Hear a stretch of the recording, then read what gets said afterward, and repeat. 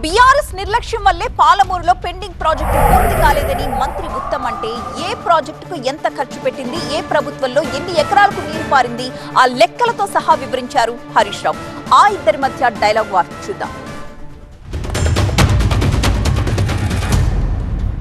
మీ నిర్లక్ష్యం వల్ల, మీ ద్రోహం వల్ల, మీ దగా వల్ల, మీ మోసం వల్ల కల్వకుర్తి నిర్లక్ష్యం గురైంది, నెట్టంపాలు భీమా నిర్లక్ష్యం గురైంది, కోయిల్ సాగర్ నిర్లక్ష్యం గురైంది, ఎస్ఎల్బీసీ ఎందుకు పూర్తి చేయలేదు, డిండి ఎందుకు పూర్తి చేయలేదు.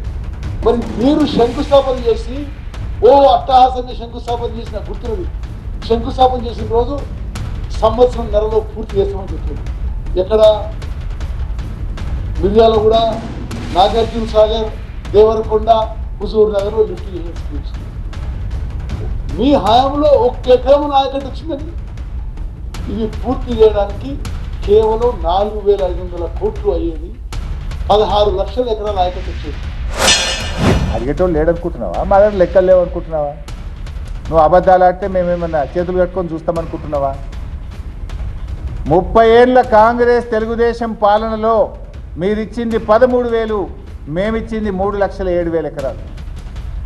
నెట్టంపాడు 9 ఏళ్ళ కాంగ్రెస్ పాలనలో మీరిచ్చింది 2,000 ఎకరాలు, మేమిచ్చింది 1,42,000 ఎకరాలు. భీమా 9 ఏళ్ళ కాంగ్రెస్ పాలనలో మీరిచ్చింది 12,000 ఎకరాలు, మేమిచ్చింది 1,58,000 ఎకరాలు. కోయిల్ సాగర్ మీరిచ్చింది గుండు సున్నా 9 ఏళ్ళ కాంగ్రెస్, మేమిచ్చింది 38,250 ఎకరాలు.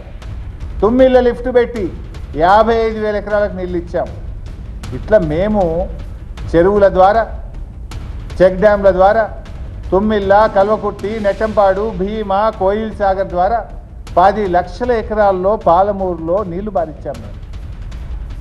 10 లక్షల ఎకరాల్లో నీళ్లు బారిచ్చాం